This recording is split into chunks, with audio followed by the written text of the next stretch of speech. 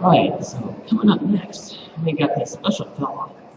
Um, wow, his name is James Babbs. And, recently, you have male nurses and all that. Well, he just recently became my male secretary.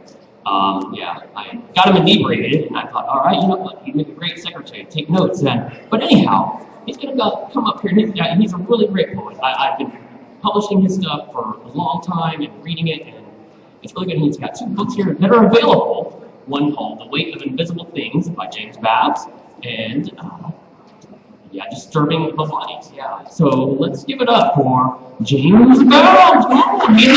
He's from Illinois. Come on, baby. Welcome, baby.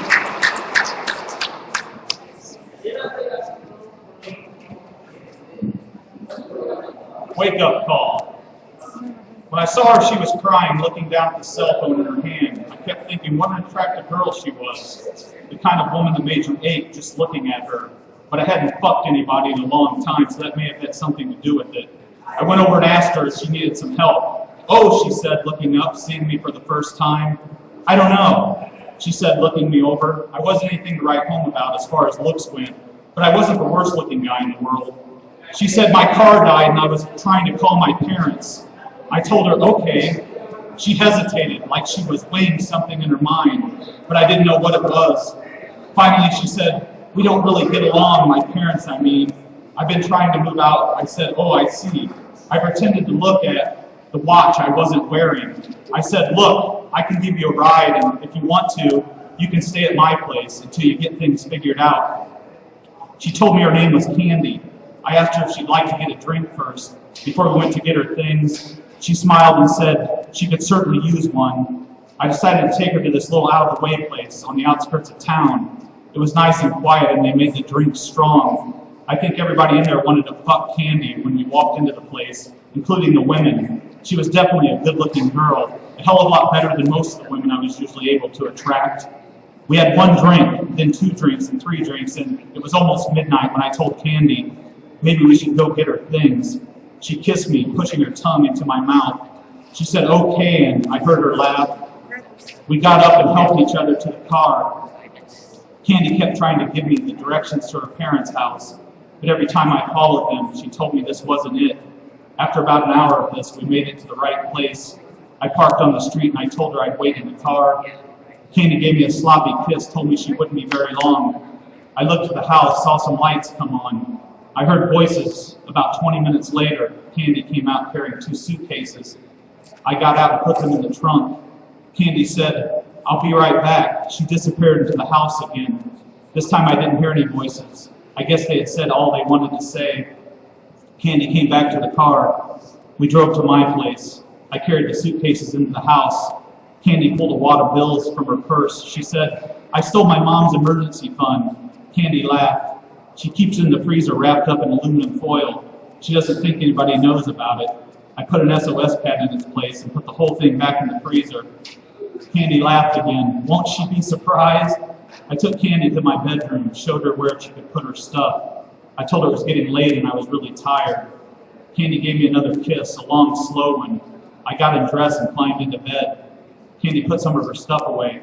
I heard her in the bathroom. I must have fallen asleep because when I woke up, the room was dark. I felt Candy breathing next to me. I looked at the clock. I'd been asleep for a couple of hours. I pushed up against Candy. She murmured something, and I went back to sleep. In the morning, Candy gave me a wake-up call. She started by sucking my cock, then she climbed on top of me and rode me all the way to the end. We showered together. I took my time washing Candy's tits. I made sure they were nice and clean. I asked her what she wanted for breakfast. She said, nothing special. I made her scrambled eggs and toast. I put on some coffee, but Candy didn't drink any. I told her we could go see about her car today. I had it towed to the garage I took my car to. They told me it would be $500, something about the distributor. I pulled out my credit card, handed it to the guy behind the counter. For about a month, things were good. We went to bed each night, and in the morning, Candy gave me her wake-up call, then the shower and breakfast. But once Candy had her car back, she started leaving after we were done eating, telling me she had things to do and she'd see me later that night. One night when I came home, Candy's car was already in the driveway. When I came into the house, I heard noises coming from the bedroom. I walked back there and there was Candy on the bed, up on all fours, getting fucked from behind by some guy with long, stringy hair. I didn't say anything, just grabbed the guy and pulled him away from Candy. I threw him to the floor before kicking him in the balls. I heard him yelp and his dick went limp like the air being let out of a balloon. The guy started gathering up his clothes. I guess he was a lover, not a fighter. Candy started apologizing to me, throwing her arms around me and rubbing her naked body against my own. But I tore her loose and pushed her back onto the bed. The lover was already gone. I got Candy's suitcases out, started throwing her stuff into them. She said, "Wait, let's talk about this." I kept filling up the suitcases while she followed me around, saying, "Wait, wait." When I was done, I took the suitcases to the front door and threw them outside. Then I went and got Candy. She was pulling the sheet from the bed around her. I picked her up and carried her to the front door. She was still saying, "Wait," beating on me with her fists. She lost the sheet and I pushed her outside, locked the front door. I heard her on the other side screaming and swearing at me. Then she was quiet for a long time. A few minutes later, she knocked on the door. In a calm voice, she said, "I don't have my keys. I found them in the living room." I opened the door just enough to toss them to her. She had put some clothes on. I heard her car start up, listened to it drive away. I went to the kitchen, pulled some whiskey from the cupboard above the stove, poured some in a glass, drank it down, poured me some more. There was moonlight coming through the window, a calm permeating the room. I wasn't thinking about Candy. I wasn't thinking about her anymore. I was just sitting there, touching the bottle lightly with my fingers, wondering how long it had been since I'd gotten really drunk.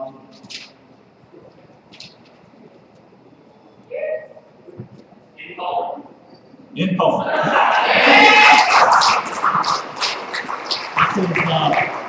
So many legs I couldn't count them all.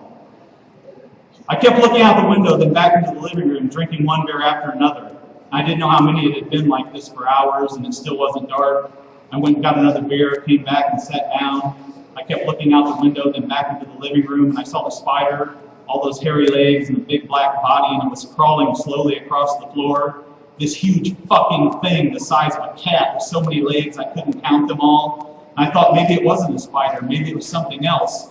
Something from another world sent down here to suck my blood. I sent a text to Marcia and told her there was an alien creature in the middle of my living room, but she never answered me back. I threw an empty bottle at the fucker, but missed and watched it move a little closer to the wall. It didn't seem to be all that interested in me. I kept drinking my beer and the spider just stayed there, its hairy legs moving without going anywhere. Then I finished the beer and was ready for another. I leaned forward, keeping my eyes on the thing. I slid to the edge of my chair and waited before I stood up. The spider seemed to twitch. I took a deep breath and I took a step, and the spider moved toward the wall. Another step and it scurried away, ran into the wall and disappeared. I just stood there rubbing my eyes. I sent another text to Marcia and told her the damn thing disappeared. I went and got another beer, came back in, leaned down and examined the wall. Not a trace of anything. I sat down and took a long pull. I kept looking out the window, then back into the living room. There wasn't as much light now. The spider was gone. I leaned back in my chair. It was starting to get dark. Came home.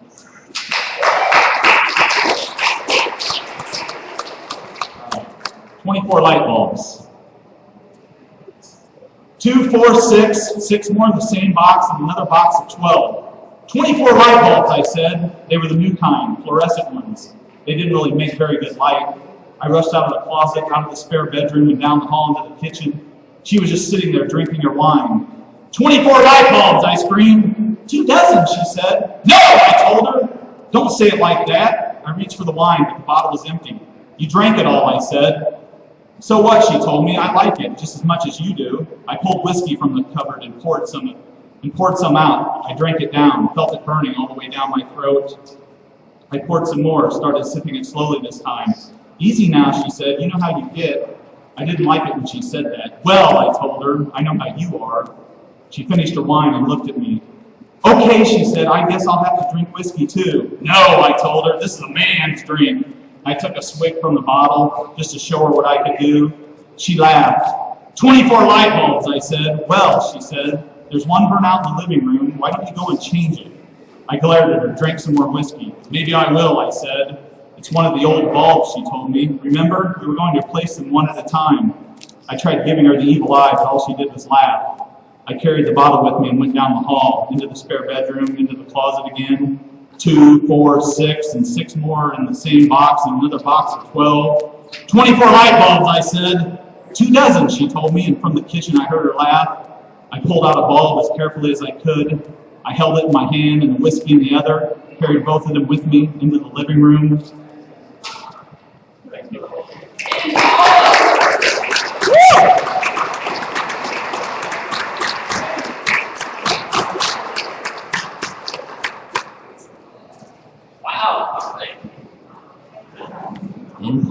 That was the James Babbs. Let's give it up one more time for James Babbs.